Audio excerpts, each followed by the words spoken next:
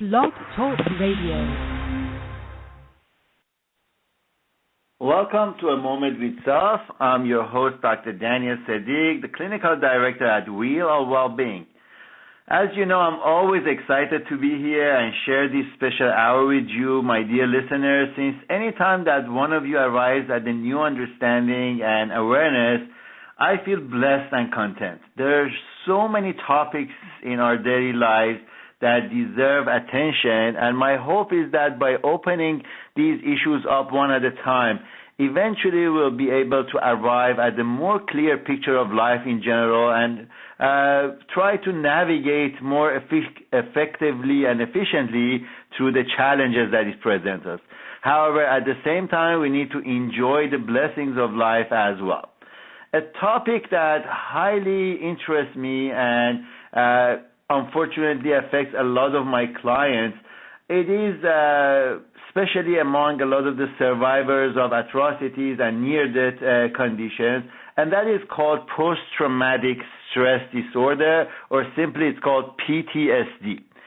And I would like to invite you to learn more about it today.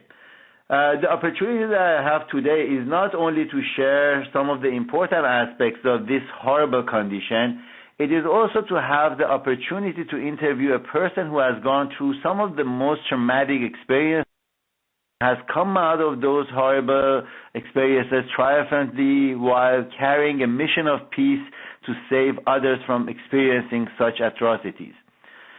Traumas are generally the conditions described as experiences or situations that are emotionally painful and they distress us. Also, they overwhelm people's ability to cope with their current situation. Traumatic events cause an unusually high level of emotional stress and generally have a long-lasting negative effect on the person's well-being, and that leaves the person feeling powerless. However, we should also consider it is that person's subjective emotional experience of that event that determines how traumatic that event is or felt for that person, actually. We divide traumas into two categories, small T's and big T's. Reasonably, we all get to experience a lot of the small traumas during life, such as being made fun of when we were a kid in school or, as an older person at workplace. We feel scared while waiting for our parents, for example, as a kid to be picked up. A death of a pet could be one of those small traumas. Separating from a friend, losing a job, or getting into a small accident, other just general life conditions that are not feeling well for us and they shake us up emotionally. But the big T traumas are the circumstances outside the realm of normal human experience. Those who have experienced events such as child abuse, rape, domestic violence, wars, or natural disasters that involve physical harm, threat to life or the physical safety, or suffer from deeply emotionally threatening conditions that create consistent pain and anxiety, those could be affected by these big traumas for a very long time and suffer a lot of pain. Big T traumas often lead to the symptoms of PTSD, which used to be considered before a type of anxiety disorder, but recently in the new edition of the Diagnostic and Statistical Manual of Mental Disorders, which we call DSM, and is a guide to understand clusters of symptoms for treating different clients, they have moved it into a new category that is called trauma and stress-related disorders. Trauma and stress-related disorders. This new category helps people to understand that this is not an internal issue. It is, however, an external situation, an event that is affecting us and creates the pain and the suffering. The symptoms of PTSD are many, and they have been characterized in different areas. I'm going to name a few of them. For example, when we're talking about re-experiencing an intrusiveness of the event, we are talking about intrusive thoughts or memories. We're talking about nightmares related to the traumatic event, flashbacks. We're talking about the psychological and physical reactivity, about the trauma, the reminders of the event, such as the anniversary and other triggering circumstances. There are, however, some avoidance symptoms that include avoiding thoughts or feelings connected to the traumatic event and avoiding people or situations connected to the traumatic event. Another group of those symptoms are negative alterations in mood or cognitions, and those include memory problems that exclude the event, negative thoughts or beliefs about oneself or the world, distorted sense of blame for oneself or others in relation with that event, being stuck in severe emotions related to that trauma, such as horror, shame, or sadness, severely reduced interest in the pre-trauma activities, feeling detached from general daily issues of life, feeling isolated or disconnected from other people.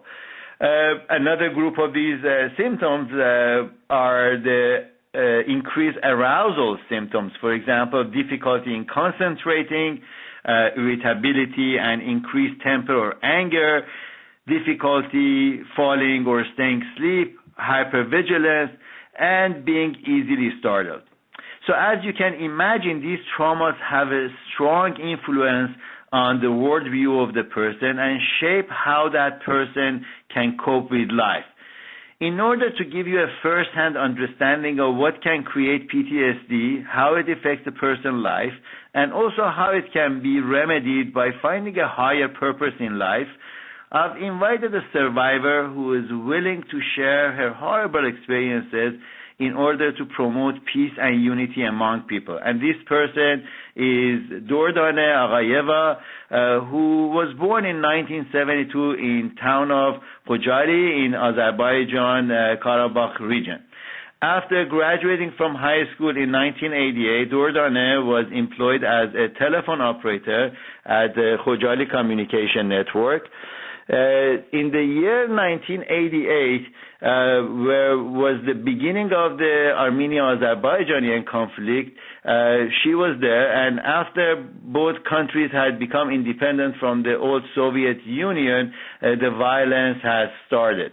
As a result of the aggression and the attacks, 20% of Azerbaijani territory was captured, and 1 million Azerbaijanians were expelled from their homes and their lands by 1994 through the forces of Armenia. The occupation and ethnic cleansing of Azerbaijanis, accompanied by those atrocities that went against the civilians, and they brought some horrible results in February of 1992 in the Khojaly region. Well, at that time, Durdane was 20 years old, and her brother Elshad, they were both captured as they were trying to flee the town. Durdane was wounded on her leg during the capture, and while in captivity, she went through a lot of horrible experiences, subjected to brutal beating, torture, rape, and different suffering. She was in the same cell with many other women who were also captured and were going through the same traumas. Eventually, Durdane and her brother at some point were freed for some gasoline exchange, and that was the way that she got out of that situation. Durdane then settled down in Baku, capital of Azerbaijan, and then she underwent many different surgeries and medical treatments because of those severe injuries. And for a long time, she didn't talk about any of what had happened to her. But finally, in 2014, she decided to tell her story to the world and let people know what happened to her and how she has put herself in the mission of bringing more peace in the world, more common ground between people. Well, lucky for all of us, I have Durdane and a team of translators with Emily Flaster, a young visionary who has worked hard to put this together and to bridge the gap between religions and by showing how human beings are all in common in our sufferings. Emily grew up in Los Angeles and Israel, and she's also a third-generation Holocaust survivor who is trying to bring more of harmony to this world, especially between the Muslims and Jews. Personally, my interest in this is that since my work as a psychologist is revolving a lot around PTSD and those effects. Also, I did my dissertation paper on third-generation Holocaust survivors. I feel very much connected with the effects of trauma and how, if it's not dealt with, it can get into the lives of a lot of people. So I'm glad to have all of these people online with me, and let me go to say hello to them and welcome them to this program and hear some words from them. Hello, everyone. Is everyone there? Hello. Hi. Hi. Yes, hello, Durdane. Hello, Emily. Hello, Mr. Ismail, right? The gentleman who's translating for us, correct? Correct, yes. Very good. Well, I'm really glad that you're all there. And let me ask this question from Durdane first. I know Durdane's English is going to be a little bit shy of talking to us directly, so we're using Ismail to ask the questions, and we would love to hear from Durdane. Durdane, what has life been like for you since you survived such tragic experiences? Başınıza gələn faciəvi hadisələrdən sonra həyat, yaşamaq sizin üçün nə deməkdir? O faciələrdən sonra həyat mənim üçün mənasız bir şeydi. After all those tragic experiences, the life became meaningless for me. I'm so sorry. And then can you hear? Yes, we hear you. Do you hear me? Yes, we can hear you well. Okay, beautiful. We hear you all. Those tragic experiences, the life became meaningless for me. Yes, I got that, and I'm so sorry to hear that. And she's right. You know, when this kind of tragic experience happens, the person after that feels powerless, and really meaning of life is gone. So that's absolutely a bad experience that ends up in such emotional dissociation. So what has made it possible for Durdane to be able to get out of such tragic suffering, and what has she done to be able to feel better and have more hope about life? Bu qədər ağır hadisələrdən sonra sizə yaşamaq gücü verən nədir və nələrdir? Mən bayaq dedim ki, lakin tam açıqlamadım. Bir qadın kimi və bir ana kimi mənə yaşamaq gücü verən mənim ailəm, mənim həyat yoldaşım və mənim qızımdır. Sorry, maybe I was not clear enough in my previous answer. First of all, I should say that I'm a mother and I have a happy family. My daughter and my husband strengthen my life enthusiasm. Well, that is beautiful. My question goes a little bit further than that also. What, besides the life experiences of being a mother and all of these, emotional attachment to the family, how is she personally getting through all of these? How has she been able to personally survive these experiences inside of her? Bu keçmişdə yaşadığınız travmaları xatırladan vəziyyətlərdən qarşılaşında nələr hiss edirsiniz? Ümumiyyətlə siz özünüz nələr hiss edirsiniz? Nələrdən keçirsiniz? Mən bu haqda danışsam, yəqin ki, çoxları məni başa düşməz. Çünki məni o insanlar başa düşər ki, o faciəni görmüş olsun. As you may understand, it's not easy to explain or describe what happened to details. Only people that went through that experiences can understand it better than anyone else. That is very true. That is very true. It is not easy for people like us who haven't been through this to understand. However, my hope is that to understand that as a daily life, it's been years after she has been out of that situation, on a day-to-day life, how is it still, is this still affecting her, or or is she feeling a little bit better? I want to know about her daily life. How is her daily life is going now? Gününüz necə keçir? O hadisələrdən sonra gün-günə necə keçir? Siz necə özünüzü hiss edirsiniz bu hadisələrdən sonra? Belə məqamlar yadıma düşəndə, o faciə yadıma düşəndə, daha doğrusu mən özümü sakitləşdirə bilmirəm heç cürə. Çünki mən müharibə qadınıyam. When I remember about all those days, to be honest with you, I cannot find a relaxation in myself or find myself in peace because I'm a woman. I am not the person of the war. Bir vətənpərvər qadın kimi, bir vətənpərvər qadın kimi, bir vətənini sevən Azərbaycanlı kimi, öz torpaqlarımızın müdafiəsinə mən hər zaman hazıram. As a patriot, as a woman that loves her own country, Azerbaijan, I'm ready to defend my country at any time.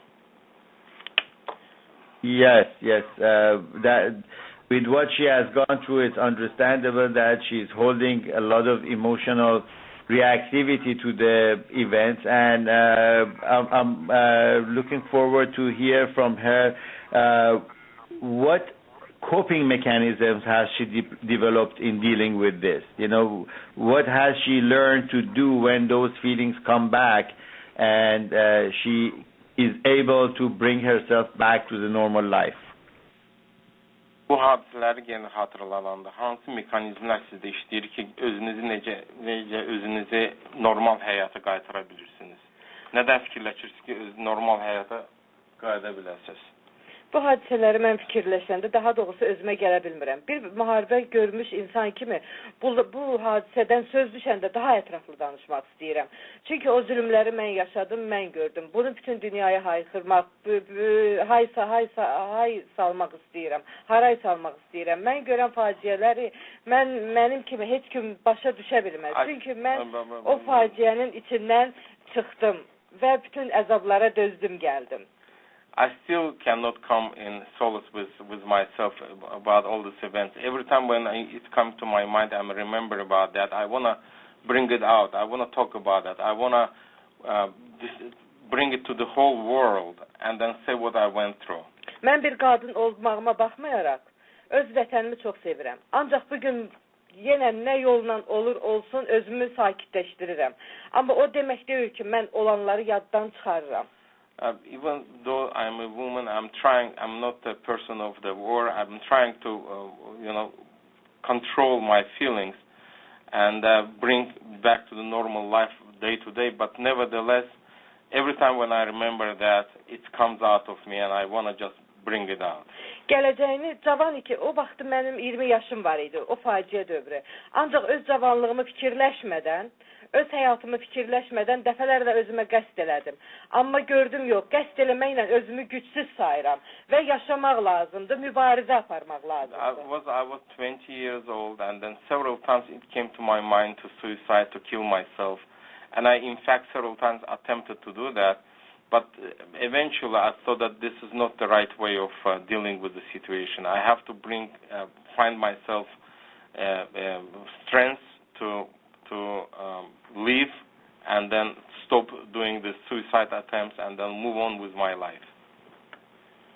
I'm so glad that she is with us today and she has gone through all of this ordeal strongly to survive and to be able to tell her story today and to have children and to have a husband and to have a better life. I'm really happy. Allow me to ask a couple of questions from Emily. Hi, Emily.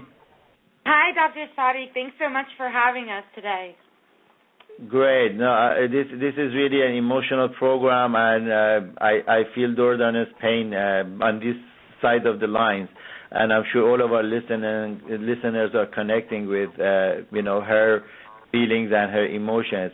I'm wondering, for you, how does sharing Durdane's story connect to your work and to what you do, and what empowered you to do this and to bring this story all together? Yes, Dr. Sadigh, I'm deeply personally invested in creating opportunities for a better world, and I've had the honor of collaborating with people from Azerbaijan and with Jewish leaders in the community to create more of a foundation for sharing what is a very powerful friendship and relationship between Jews around the world, in Israel, in the United States, and in Azerbaijan, and then also the Republic of Azerbaijan as a template for what's possible between Jews and Muslims in this world. As Jews have lived in Azerbaijan for thousands of years free from persecution, and Azerbaijan celebrates decades of diplomacy with the State of Israel. Again, very unusual, but sort of through the lens of that, we see much potential for incredible change in a similar way that sharing Durdane's story with all the courage she's using to share it, all of us should be inspired to move beyond ourselves and the paradigms of our past and connect with what's really possible for healing both individually and as a world altogether. That is a very nice cause, and I'm really glad to know that, as human beings, we are all connected, and we can make this much easier by putting our differences aside and focusing on our emotional well-being, on our togetherness, on our love for each other. Especially, in this world where there's so many different personal problems, stressors. When we go into these political conflicts, they are devastating with all of the horrendous wars that they entail. So how about yourself? How are you connecting emotionally with all of this? Well, as you mentioned, I am the granddaughter of survivors of the Holocaust, and through my own experience of healing and recovering from trauma in my life, I know that the potential and the limitless positivity that can come from opening your heart to peace and positivity is the most profound thing we can grasp onto today, especially as we face such tragedy. As a Jewish woman, I am very concerned for what is happening to Jewish people in the world.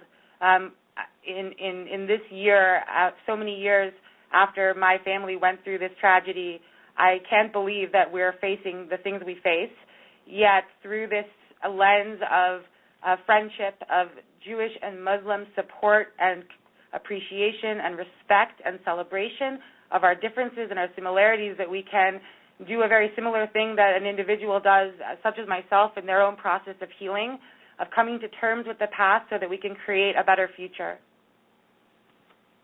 Great. I'm going to ask you another question later, but I want to go back to Durdane with another question.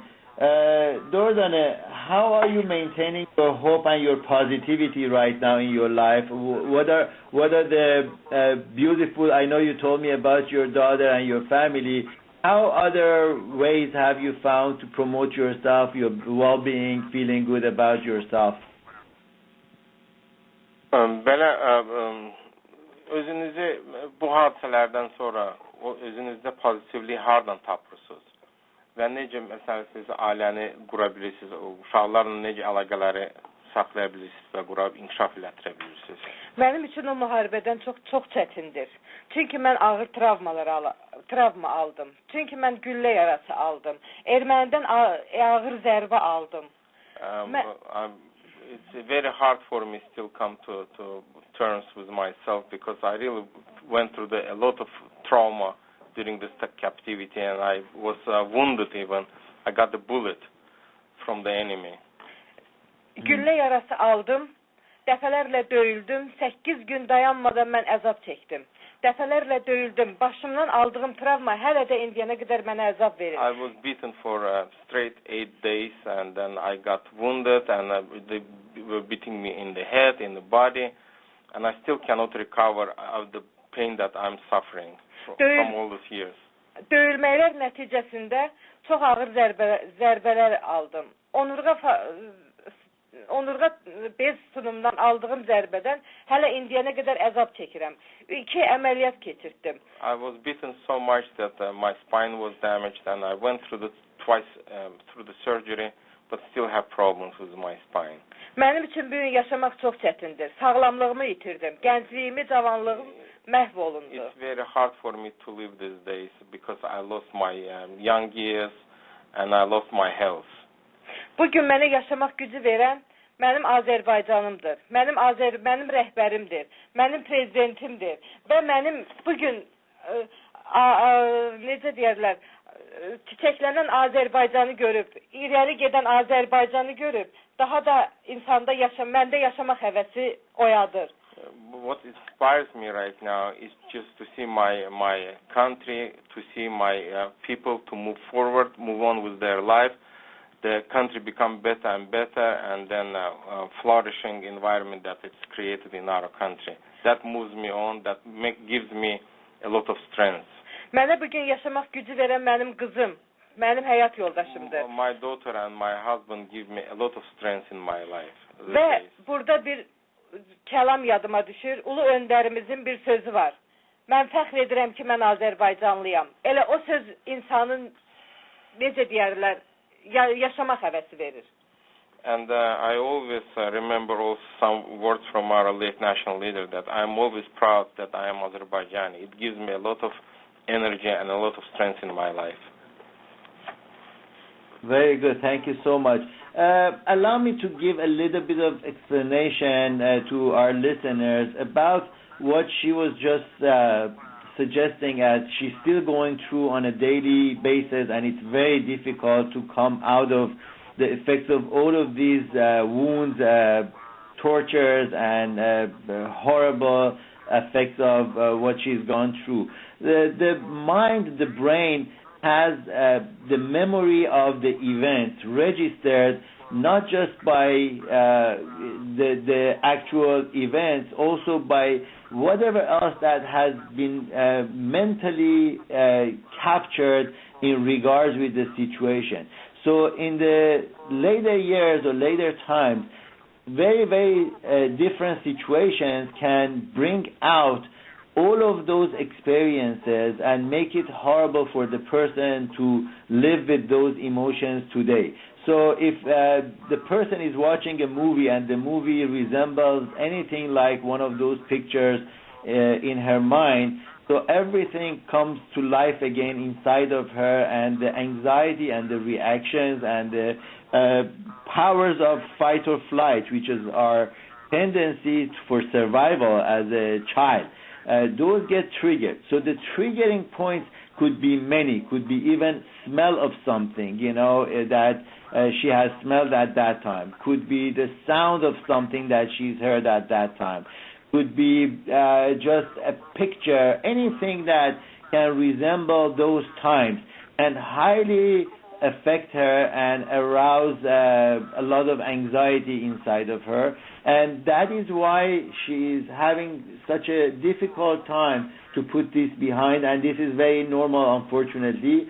However, I want to just, maybe you as a translator after this program, you can tell her that there is a technique called EMDR, eye movement desensitization and reprocessing, which is highly effective for people like her, and I practice that personally, so I can tell her and tell people who are suffering from PTSD that through EMDR, because of ability of the team of the therapist and the patient, client, going through those traumatic events in a safe way without re-triggering those traumas, we're able to bring out some of those memories,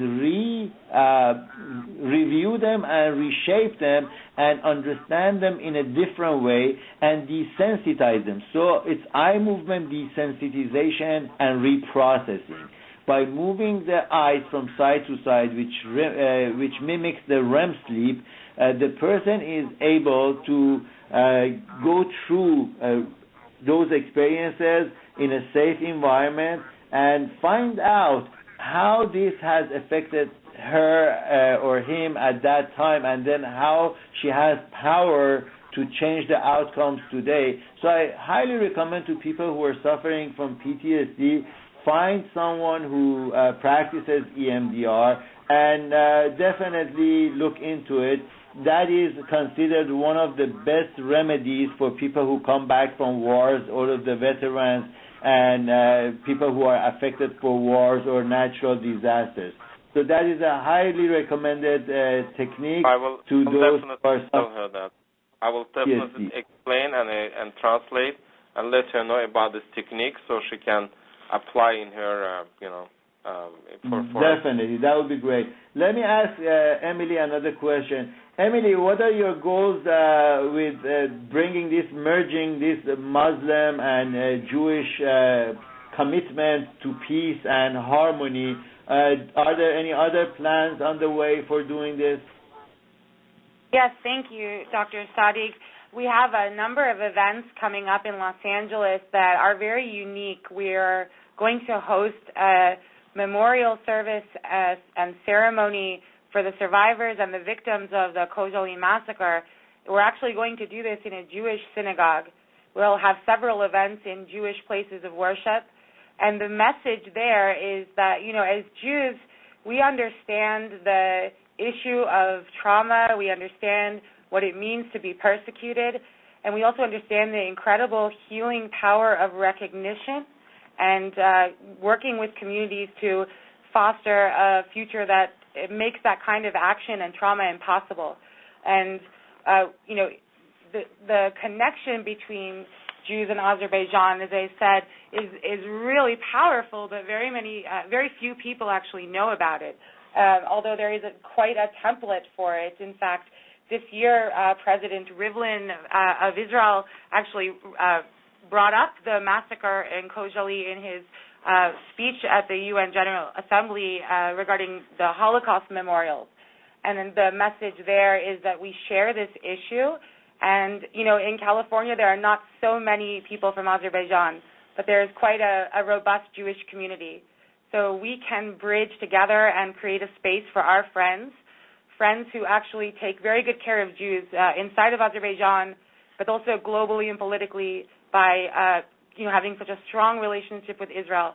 And if we were able to recognize that, but also amplify it as a message to the world, we believe that over time we could influence the identity of other nations that struggle with issues related to tolerance and violence, and to turn those countries also into spaces for absolute respect and celebration of differences and the power that can come from that for the entire world, but certainly for Azerbaijan, which, again, many don't even know about it, but it's an incredibly successful country.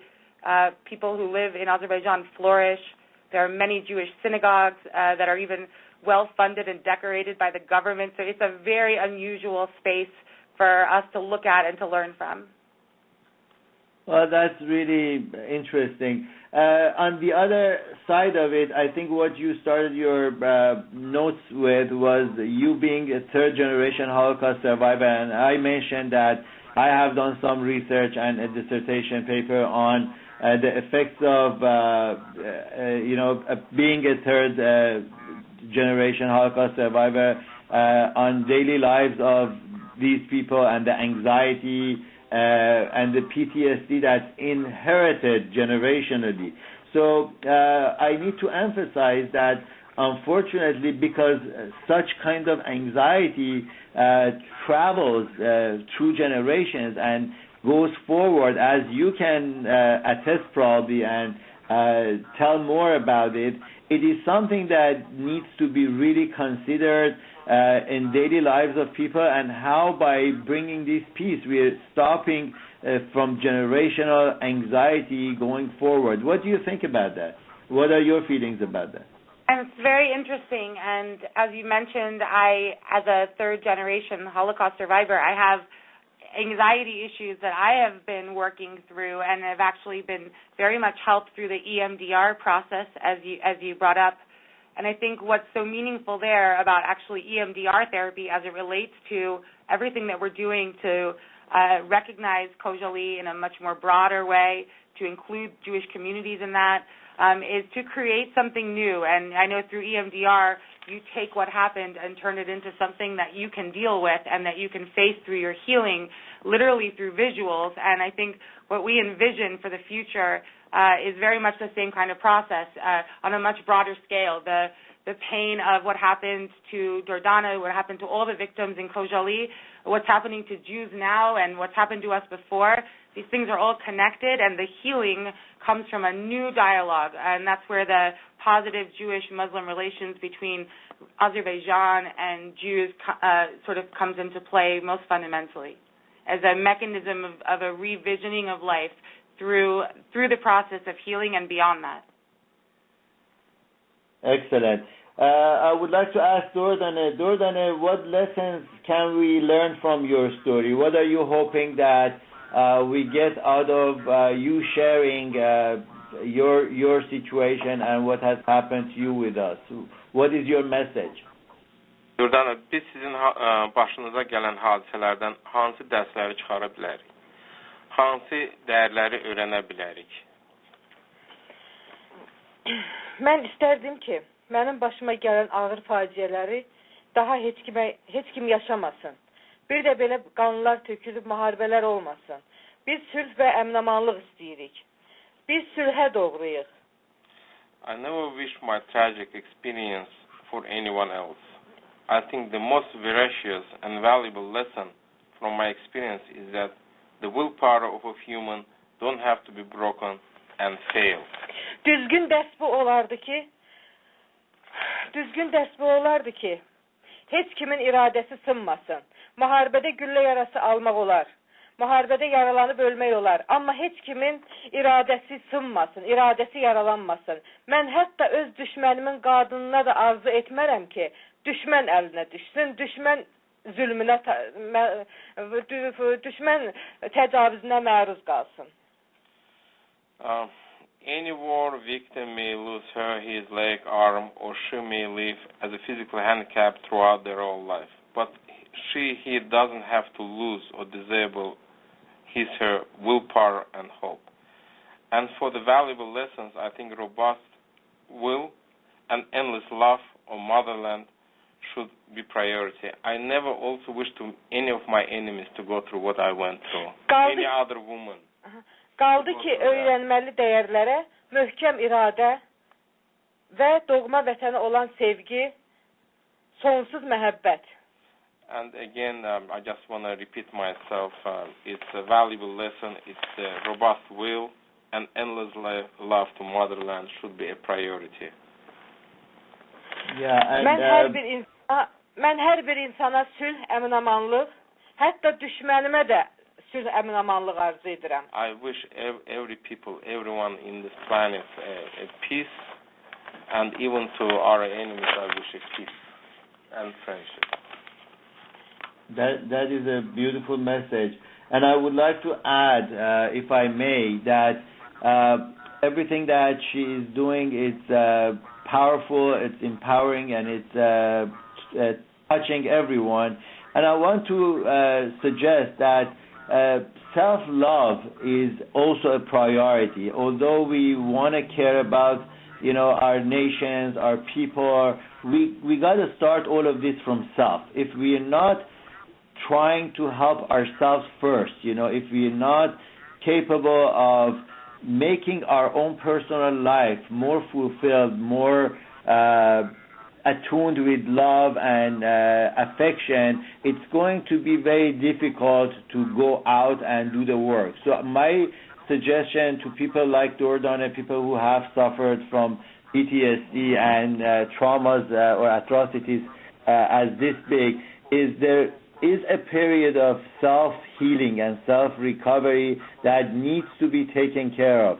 We can always help everyone, and that is beautiful, but we got to start that from home. I'm so glad that she is seeing that through the love of her family, her children, her husband, and the motherland. But I'm hoping that she will work on her own well-being as well, and she is doing exercises, she is doing more therapy to be able to open up more space for her better life. That is my hope for her and everybody else who is suffering from PTSD and the traumas related.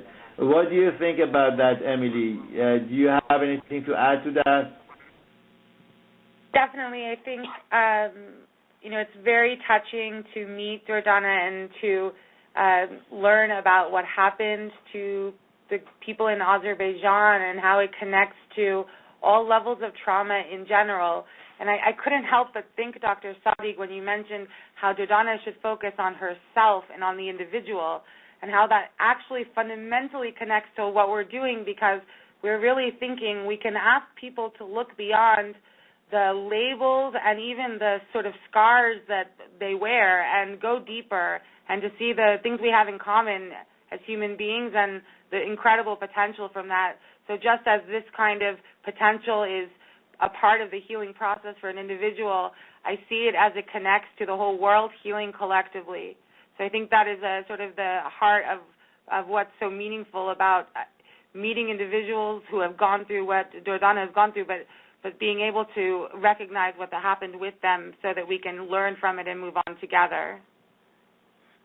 Yes, I totally agree. And I think what we did today in this interview is bringing a little bit more awareness about how such horrendous acts can affect one's life and for a very long time, and how amid all of those, we still, as a human being, we have such a great power, we have such strength that we can survive all of this and still put ourselves out there in the world, travel from a country like Azerbaijan, 3,000-4,000 miles away, probably even more, to come to the United States and to bring our message, to bring hope, to bring happiness to other people, and to be able to be effective. I think that is so valuable, and it holds a lot of encouragement for other people who are suffering to be able to get out of their shells, to shed all of these traumas and fears and anxieties and move forward, be positive, create a better space and peace for themselves and their communities and the people of the world. I think that is the beauty of humanity. We have such tremendous power to be godly and to come out of our shells and affect so many other people. I would like to thank Durdane, Ismail as translator, and you for doing this, bringing this possibility for our listeners to understand the depth of such tragic events and how it can affect, and also how there is hope and there is possibility for progress in such a grand scale to come out and bring peace to the world. Please, I would like to ask Durdane if she has any last words or messages to give to our listeners, and I wish her very well. We're open to hear closing comments from Durdane. Durdane soruşur ki, sizin sonuncu sözünüz var mı dinləyicilərə və burada oturanlara? Mən sonsuz təşəkkürümü bildirirəm ki, bu qədər bizə diqqət yetirirsiniz və bizim dərdimizə şərik olursunuz. Bu bizim üçün böyük şərəfdir. I would like to express my deep thanks for your time that you spend and you're sharing your experiences, letting me know and letting me sharing my experiences with the audience and with you. Well, we thank her as well. And Emily, is there anything else? Is there anything else, or that's it? Emily, would you like to have closing? Mən bütün ölkələrə, həmçinin də öz Azərbaycanıma sülh arzulayıram. I wish everyone, all countries, and to my own country, Azerbaijan, peace, long-lasting peace. That's my message. Uşaqlarımıza heç zaman körpələrimizə güllə səsi eşitməsini heç arzulamaram. Hətta Azərbaycan uşaq körpələrinə ilə bərabər erməni balalarının da güllə səsindən azad olmağı arzulayıram. And I also wish all children, doesn't matter Azerbaijani children, other children, Armenian children, never hear the voice of the bullets. And Amen. then live in... Amen. Emily, do you have any closing words? I also would like to thank you very much, Dr. Sadigh, for this incredible opportunity. I think sharing Durdane's story and the larger work we're doing through the lens of your program and psychology and humanism is the ideal place to start, because this is all about people and what we share and what we go through and what we can do to recover together. So we're so grateful to you for giving this space to us. And I'm hoping that all our listeners are paying attention more into what happens in the world, and then as the result of it to themselves, and work on what's going on for them to make themselves better and make the world better. Thank you so much, and I wish all of you the best. And Durdane, I wish you a happy recovery and a lot of success. Thank you so much, and we'll... Teşekkür ederim. Thank you very much. Thank you for your time.